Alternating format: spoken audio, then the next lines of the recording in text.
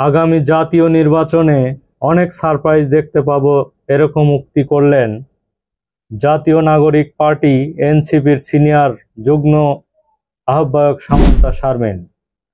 তিনি কেন হঠাৎ বললেন যে আগামী নির্বাচনে সারপ্রাইজ দেখতে পাবো? চলুন এই ভিডিওটি দেখলে আমরা বুঝতে পারবো তিনি কেন এই কথা বললেন।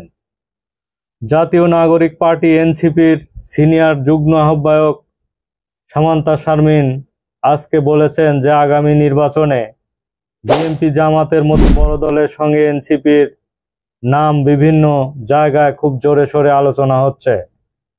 আমরা বিভিন্ন তথ্য নিয়ে জেনেছি এবং আপনারাও জেনে থাকবেন যে যেখানেই বিএনপি জামাতের কথা হয় সেখানেই কিন্তু এনসিপি যে নতুন ছাত্রদের একটি দল গঠন হয়েছে এই দলের নামও মানুষ নিয়ে থাকে।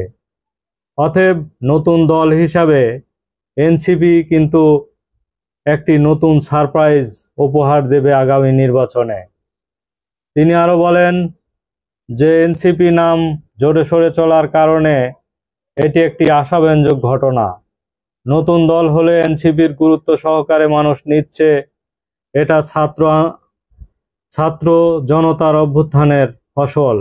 আমরা সেই দায়টা বোধ করি। যেহেতু ছাত্র জনতা যে অভ্যুত্থান ঘটিয়েছে, এই অভ্যুত্থানের ফলে নতুন বাংলাদেশের নেতৃত্বে একটি ছাত্রদের নিয়ে একটি নতুন দল গঠন হয়েছে জাতীয় নাগরিক পার্টি এনসিপি, এবং এটি হয়েছে অনেক রক্তের বিনিময়ে গড়া ছাত্রদের নিয়ে এটি একটি দল গঠন করা হয়েছে। অতএব আমরা মনে করি যে এই দলটি ছাত্রদের আশা আকাঙ্ক্ষা এবং বাংলাদেশের সাধারণ মানুষের আশা আকাঙ্ক্ষা পূর্ণ করবে।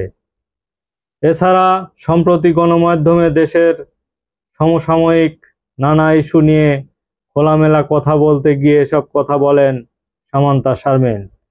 তিনি বলেন, আশা করি আসন্ন নির্বাচনের ভোটের হিসেবে হয়তো অনেক কিছুই নতুন করে মেলাতে হবে। রাজনৈতিক অনেক পুরনো সমীকরণ আছে, অনেকগুলো পক্ষ আছে যারা আগামী নির্বাচনে অনুপস্থিত থাকবে। এতে নতুন সমীকরণ দেখতে পাবো, এটাই আমরা মনে করছি। এটার প্রভাব নির্বাচনে পড়বে। আমি মনে করি আগামী নির্বাচনে অনেকগুলো সারপ্রাইজ দেখতে পাবো, নিজেরাও সারপ্রাইজ হতে পারি। আশা করি এনসিপি ভালো ফল বয়ে নিয়ে আসবে বলে তিনি আশাবাদ ব্যক্ত করেছেন। এবং ভোটের রাজনীতি কিভাবে এগোবে, কত আসনে মনোনয়ন দিবে, এই বিষয়ে এনসিপির এই যুগ্ম আহ্বায়ককে জিজ্ঞাসা করলে তিনি বলেন যে এমন প্রশ্নের জবাবে সামান্তা শারমিন বলেন, মনোনয়নের জায়গাটা নিয়ে আমরা এখনো চিন্তা করি নাই, পুরো সংগঠনের জায়গা থেকে চিন্তা করছি। এখন 300 আসন রয়েছে, তবে এটা বাড়তে পারে বা কমতে পারে। শেষ পর্যন্ত ঐক্যমত কমিশন কি ধরনের সিদ্ধান্ত হয় সেটা দেখার বিষয়। সব আসনে প্রার্থী দেওয়া সব রাজনৈতিক দলের টার্গেট থাকে, আমাদেরও আছে, এবং সফলতার বিষয়টি সময় বলে দেবে। নির্বাচনের আগে নানা ধরনের রাজনৈতিক পরিস্থিতি সৃষ্টি হতে পারে এবং তারই ওপর নির্ভর করবে আমাদের সিদ্ধান্ত। নির্বাচনের আগে নানা ধরনের পরিস্থিতি সৃষ্টি হয়, তাই এই নিয়ে এখন কিছুই বলা যাচ্ছে না বলেও তিনি এ বিষয়ে অভিমত ব্যক্ত করেছেন।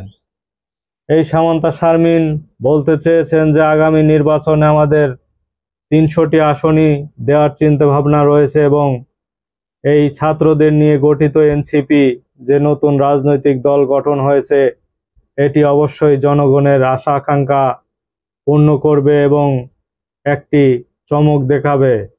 তিনি বলতে চেয়েছেন যে আগামী নির্বাচনে অনেক সারপ্রাইজ আমরা নিজেও দেব এবং নিজেও দেখতে পাবো, এরকম কথা তিনি উক্তি করেছেন। দেখা যাক শেষ পর্যন্ত কি হয়। ধন্যবাদ সবাইকে।